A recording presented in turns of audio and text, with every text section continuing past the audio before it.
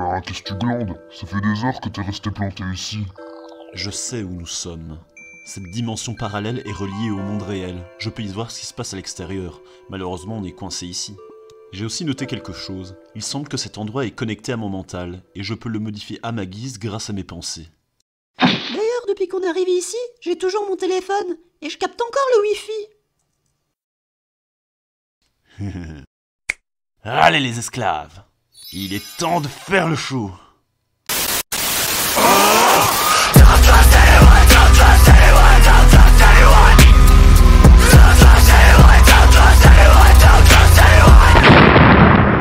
Salut bande de microbes! Oh putain, je suis chaud aujourd'hui! Et avant de commencer la première rubrique, je voulais vous demander, vous trouvez pas que les armes c'est quand même vachement marrant? Les armes, c'est pas trop mon kiff, tu vois. C'est des instruments de violence qui peuvent être achetés par des extrémistes ou des malades. Moi, je préfère les armes contondantes, qu'on peut insérer dans un orifice. D'ailleurs, vous avez déjà entendu parler du souplesse de l'entraînement. Ok, ça n'a aucun sens. Allez, on commence la vidéo. Alors, notre première rubrique nous amène au pays de Kenny West et du fromage en spray. Et comme chaque année, le 4 juillet, les Américains fêtent le jour d'indépendance. Et Google a voulu faire une petite célébration en mettant une animation de feu d'artifice qui représente le drapeau des États-Unis quand tu fais une recherche sur le 4 juillet. Sympa, non? Ouais, sauf que cette année-là, une fusillade a lieu pendant une parade du 4 juillet par un taré qui a fait 6 morts et 48 blessés. En gros, le tueur qui s'appelle Crimo s'est placé sur le toit d'une maison à Highland Park et a tiré de façon random sur la foule. D'ailleurs, le suspect était plutôt connu sur internet sous le nom de Awake the Rapper, et la tuerie qu'il a fait a été planifiée pendant de nombreux mois. Et avant d'exécuter son massacre, il aurait laissé des messages prophétiques sur internet du style « J'ai besoin de tout simplement le faire. C'est ma destinée. Tout m'a mené à cela. Rien ne peut m'arrêter. Pas même moi-même. » Putain, mais il sort d'où ce bâtard? Ok, le mec était un peu allumé en vrai.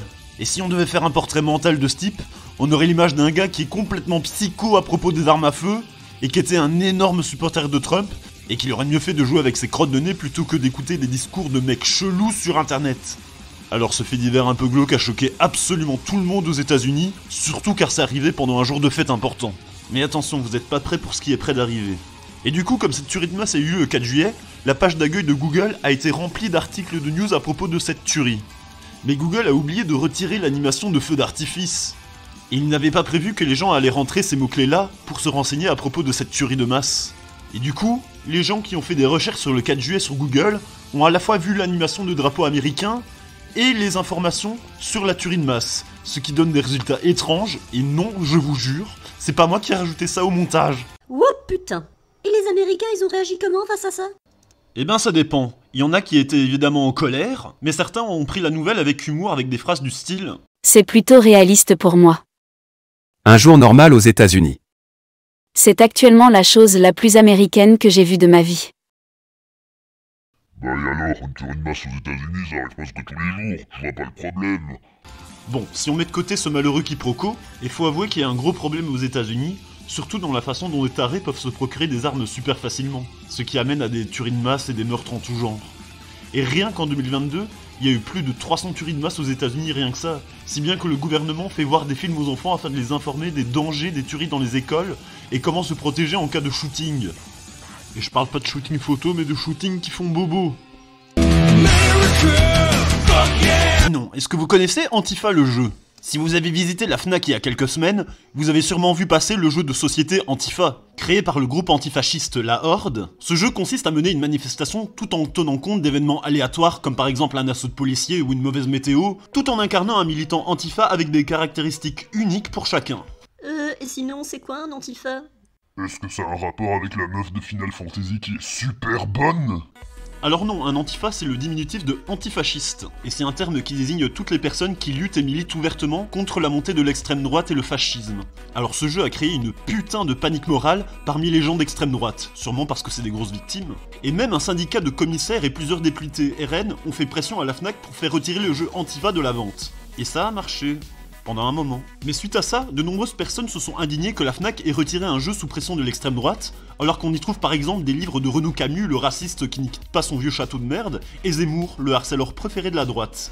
Et donc après avoir regardé le jeu et constaté qu'il n'y avait rien de condamnable dedans, La Fnac a révisé leur décision et ils ont remis le jeu en vente. Parce que oui, ils n'ont même pas pensé à vérifier le jeu avant de le bannir sous la demande des droitards. Quand on voit ce qui se passe récemment autour de ce jeu, je trouve ça quand même marrant de voir la droite, qui crie souvent au danger du wokisme de la cancel culture, en train de diaboliser à fond un jeu de société et vouloir le retirer de la vente car il véhicule des valeurs qui leur déplaisent à eux.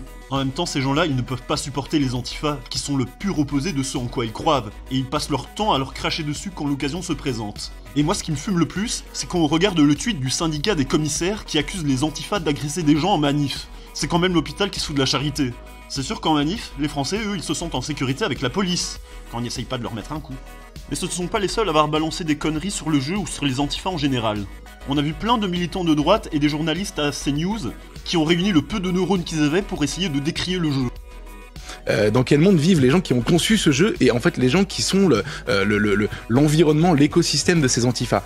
Ils vivent avec l'invention permanente d'une menace d'extrême droite qui dans la réalité n'existe pas. Voilà. Ensuite, ils vivent aussi dans l'idée que la violence, parce que ce sont les seuls aujourd'hui dans le débat public dont on est témoin de violences physiques commises au nom de leurs idées, la violence fait partie de leur mode d'action et elle est parfaitement légitime et ils vont jusqu'à en faire un jeu. C'est quand même vachement ironique. Ce genre de personnes vivent sur la peur des gens et intimident la population avec des histoires d'immigration sauvage et de grands remplacements qui viennent dire que les antifas inventent une menace d'extrême droite. À une époque où ces raclures de bidets se réunissent de plus en plus pour faire des actions violentes. Et puis c'est pas vrai, tous les antifas ne font pas dans l'action violente non plus. Par exemple, le collectif La Horde s'occupe seulement de faire le relais d'information pour les antifas.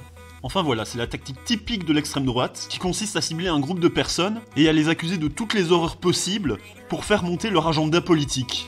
Et en plus, leur plan n'a pas marché du tout, car non seulement le jeu a été remis en vente à la Fnac, et en plus, ils ont concentré toute l'attention médiatique sur ce jeu, ce qui fait que plein de gens en ont entendu parler et ont été ensuite intéressés pour acheter le jeu.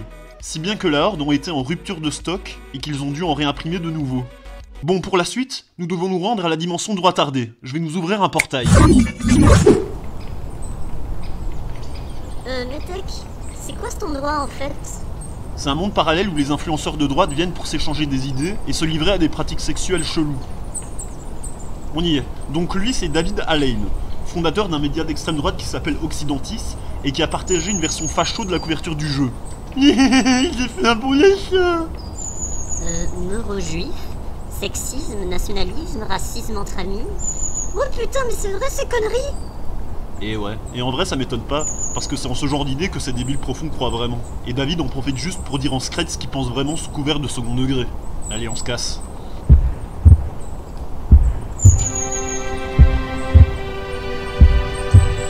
Metek, on dirait bien que Krimo a envie de rester ici avec ce gars-là. Tiens, je vais les aider à se réunir ensemble dans l'au-delà. Donc voilà, pour conclure cette rubrique, on voit bien que la droite, qui se revendique du camp de la liberté d'expression, n'hésite pas à se conduire comme le pire des gauchistes devant quelque chose qu'ils abhorrent, et qu'ils n'hésitent pas à utiliser toutes les armes possibles pour nuire à leur opposant politique. Donc voilà, la liberté d'expression n'est clairement pas dans leur camp. Donc voilà, nous avons terminé avec notre émission. Et moi le Metek, je vous dis à bientôt, et n'oubliez pas, la métécrie n'est jamais finie.